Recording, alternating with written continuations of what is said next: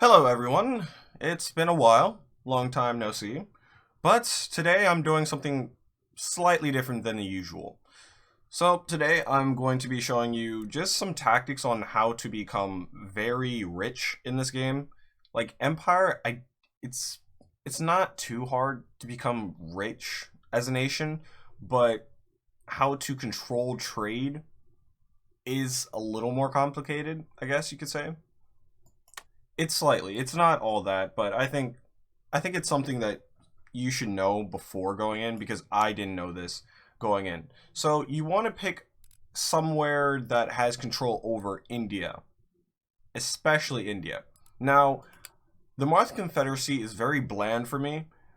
If you would love to play with elephants when you have muskets that could fire at you, you go ahead, play as the Martha Confederacy. You can't play as the Mughals, which is everywhere else essentially besides this little part and here, which is Portugal. So do it at your own risk, but you want to pick something that's pretty strong and has footholds in different areas. Like Great Britain has the 13 colonies and a hold in America, but it has no holds in India. It has a good one in Europe, but Europe is quite complicated and causes more problems than you may think. Now, you have France, has foothold in America, and has it has an ally that's pretty powerful in Europe, aka Spain, but no holdings in India. And then we go to Spain, that has a significant hold in Western Europe and an ally, and has it has one that it can absorb here, as well as its main holding. And then I forgot to say that France has this holding right here, Louisiana. Now, these are all good, but if you want to become really powerful, go for India. America can wait, but India is where it's at. See, because the spices and everything that you can get out of India is so much better than just going to America right off the bat. The Dutch are perfect for this. I say this because you have a holding in all regions. You just need to hold the capital, and you don't need to go to war. These two, I believe it's not Bavaria, but Hanover and Rhineland. Yeah, those two provinces would most likely ally with you, unless you're just a terrible diplomat. But it is what it is. Now, in America, you have pirates on these islands, besides France right about here. If you could take out the pirates right off the bat, you will have about 3 or 4 different islands that you control instantly, and you can export sugar or coffee or whatever, and you have this holding in South America, right next to the French. So, already in America, you have a good hold. And if you really feel like being a terrible person, you could just bully the Native Americans and go into America and conquer. So, it is what it is. No, it isn't. Europe, as I said, you just have to hold. You don't need to go after the Ottomans or the Barbary states, but a good ally to hold with is the Ottomans. They have their little I don't know how to explain this. They have trade that goes in from I can't. So the Mediterranean, it goes in through the Middle East and out toward India. So they are a great trading partner, and since they control the Barbary states will have to, 9 times out of 10 I've seen, have to peace out with you. They may not like you, but they'll peace out with you. And the Ottomans are pretty weak, in my opinion. Again, they're just like the Martha Confederacy or the Mughals. They're bound to collapse. And once you're strong enough economically, you could take them over. So that's great. Now, what I suggest you do for India is build up a force. But you want to wait till the Martha Confederacy is halfway through India until you want to strike at the Martha Confederacy. Until then, build up ships and take hold of, the trade route. Now, I'm just going to go in game to show you. Good lord. Benjamin Franklin, U.S. statesman, author, and scientist. There's no kind of dishonesty until there's otherwise good people more easily and frequently fall than the... Okay, no. Your first priority Don't care. Alright, so. First things first. You see you already have a navy. This can help. You don't necessarily need them in Europe right off the bat. And I keep saying right off the bat. I'm sorry, but that's just how I just simplify things quickly. So, as I said, everyone starts off at war with the Barbary states. You can get trade with the Ottomans quite easily once you, upgrade your port. But as long as you have no trade coming in here, you're good. Yeah, that's really all I have to say about that. As I said, the pirates hold these 2 islands right here. You will have 3 islands if you take out these pirates, which is quite important for you to do. And once you do that, you can grow sugar on this, coffee. You can put a research area instead of having an actual manufacturer. You already have gold, gems, see, wood that you can start building already, see. And in India, you have gems already. You have manufacturing, you have a tea plantation, rice, or a farm. Is that? Yeah, it is. Yeah, whatever. Yeah. And you have a navy right here. Now, what I'm going to do with this navy is I'm going to send them over to East Africa. I'm going to go back to Europe. I'm going to have you, this one, go all the way to West Africa. Now, you may be thinking, why are you sending them over? Or you already know the plan, which is send them to Africa to get a monopoly over the ivory trade. This is a good idea in many cases, and you should do it. Now, I'm going to come back and show you what it looks like. So, welcome back. In this time, it's been 30 turns, and it's 1713. It's only been 13 years in-game. So, after all this time, you may be thinking, well, you got the 2 islands, what's so profitable? So, in that time, I took out the manufacturer and I put down a college. That sped up my research. It may not look too impressive right now, but yeah, it in time will bounce back. It's sugar being produced here. It is sugar being produced here. It is coffee being produced here. It's quite important. You have all your things already in full motion. So America, you have an even stronger hold in. In Europe, nothing has changed. You just have a somewhat standing army, in which I suggest you have a better army here, just in case anything happens. You can see that I upgraded my port to a level 2 port, commercial port. And yet, I'm not at war with the Barbary states anymore. Let's see if I can get trade with the Ottomans. Could I? No, I cannot. Why is that? I don't remember why. Cannot trade. The port and home region are full of capacity. Okay. Well, if I can ever click on... Yeah. Now, I have allies. I'm allied with Austria for some odd reason. I have Hanover. I have Westphalia. Or Westphalia. Yeah, and Britain. So, right here. My allies, right here. Spain does not like me. It hates me with a burning passion. But I have Britain and I have these 2 factions here. So, they are bound to not hit me at all. And I'm pretty good with these guys. Now, in the time that I had for this, and I believe it's still 13 colonies, right? Is it? Nope, that's Great Britain. They have completely absorbed it. Good for them. Alright, now, what was I doing? Yes, India. So, the Martha Confederacy knocks out, well, the Mughals pretty fast, I would say. It's only been 13 years, and look how far they've come.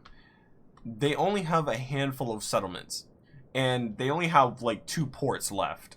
Now, in my betrayal of these guys, they only have 1 port. Right here. And it's damaged. I'm not saying I'm the best person. And even Great Britain got in on it, too.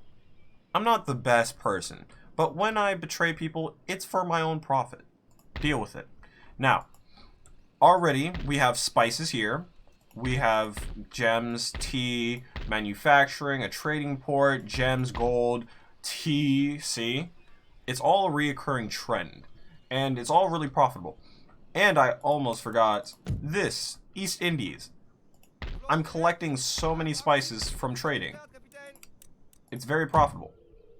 I don't know why I came back here. Now, Africa. In the time I had, I could not monopolize this one faction, Persia. I could go to war with them navally and absolutely decimate them and have a complete monopoly over ivory, but I don't think that's necessary. Because look, I control these 4 areas. And I control all of this. So, it's very wise, I think, to monopolize trade when it comes to that. I have no anyone here for sugar from South America. I'm stumbling over my words. But let's go back to India. I don't know why I keep jumping around like an idiot. You can see that we already have in the long victory, or conditions of victory in general, that we hold 10 provinces out of 40. And technically we already won because we are holding the Netherlands. As long as we keep the Netherlands, we're good. Now, our prestige. It's not the highest.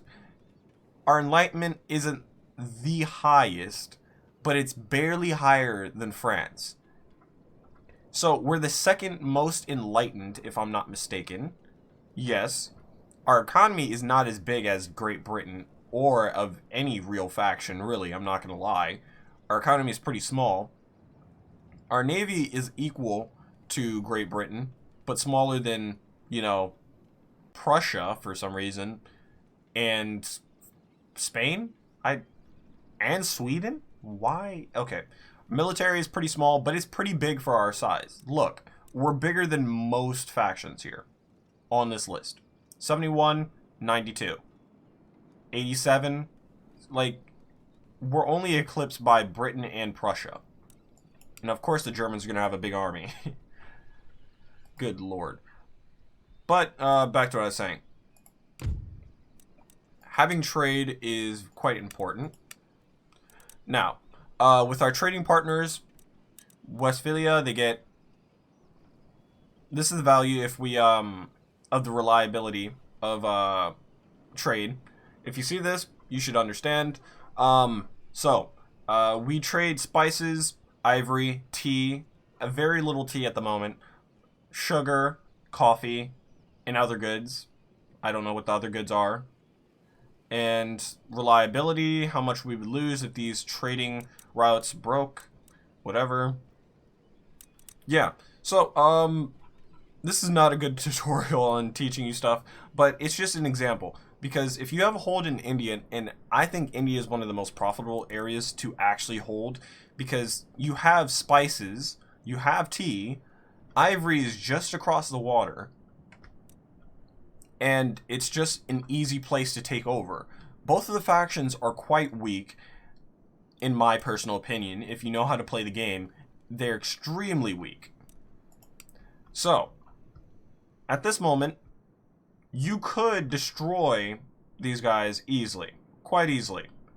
And then you could peace out with the Mughals, get an alliance with them, keep your alliance with the Great Britain, and absolutely make so much money from this province. And I will show you a time lapse, yeah, voice crack, of how powerful you can really get from holding India and not too much of America. America is not necessary for a really good playthrough. It's good, but I think India is where it's at first. If you take over India first, you will have so much more power than in Europe or anything. So I will show you that in just a sec. Welcome back for the final time, and in this I will make it brief as possible. So we have our alliances with Prussia, with Hanover, with Rhineland, and with Great Britain. Now, with all that being said, we have taken a lot of, we've been taking a lot of provinces. So we control central Italy, Venice, Genoa, the two main Italian traders of the time, you know. And we've taken over a most of northern Africa. It's only Tripoli. Yeah, it's only Tripoli that hasn't been taken over by Africa. We do not control Jerusalem and Istanbul, Constantinople, but we controlled part of the straits that leave the Mediterranean, which is quite important for trade. So I would say that's quite profitable, to say the least, that we control half of it. If we can get Gibraltar from the Spanish, then we can control all trade going in and out of the Mediterranean.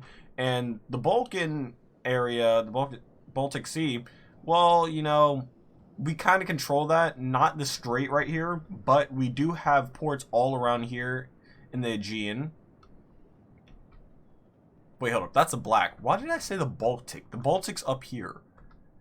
The Black Sea. The Black Sea. This is the Mediterranean, but it's supposed to be the Aegean, I'm pretty sure it's called, right? Yeah, this is the Aegean. So, anything coming into the Aegean, we pretty much control, but sadly we have these guys, which I will be taking out with my navy very soon. Very, very soon. Back to what I was saying, though. I'm getting sidetracked. So, we've taken a lot of, you know, provinces, and I will say that it is 1764 towards the end of the campaign, but I do not hold all the land in the world. And this campaign was not for, I don't know what I'm going to do with this army. I'm just going to take them. This playthrough was not for world domination. It was primarily just for trade. So the fact that I got this far and this successful is quite the testament of my ability. Now, we control a great chunk of India. You see Britain has control. We could take out the Mughals if we wanted to. They're not really all that. They only have two actual... Oh, I didn't even realize they had two ports. So they have two different ports. That's all they have. Their navy is essentially...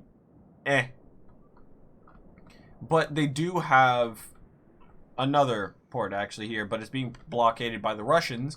And they do have this area. Yeah, they're good at expanding. I'll give them that. Because Russia sucks. But back to what I was saying. So, our government really makes, overall, with taxes and trade, 78,704 gold. Or income. Dollars, I guess you could say. And our military, between our navy and our army upkeep, is 50,993 dollars, I guess you could say. Gold, whatever. And our outcome is still a pretty big number. So, I would say this is pretty successful. Now, for trade. We should be getting a lot more cotton from Europe. But it's a lot of trade things going on right now that's ruining trade. Pretty bad. Yeah. It's just this one guy here and I believe right here that are messing with our trade. But very soon that will be under control. But you can see, once I get that under control, everyone will be getting tea and everything will be done and fixed. Now, ivory is not as profitable as it once was. Why do I say that? Well, not only have times changed, but I do not have a stranglehold over ivory anymore. And I export so much. So we lost this one province to Russia because we went to a war. And some people kicked us out of that port right there.